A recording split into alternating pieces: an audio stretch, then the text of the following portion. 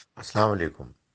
دیکھیں، اگر تو آمدنی ٹیکسیبل انکم سے کم ہے، پھر تو آمدنی پر کچھ بھی نہیں دینا۔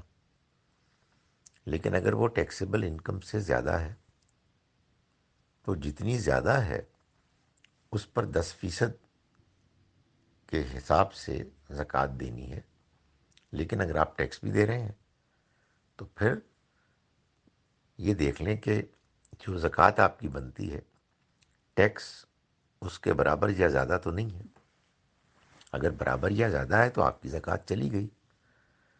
جو سالانہ زکوٰۃ ہے وہ تو اصل میں اس رقم پر ہے کہ جو آپ کے ہاں بچت ہے، اور اس میں 2.5% آپ کو نکالنا ہے۔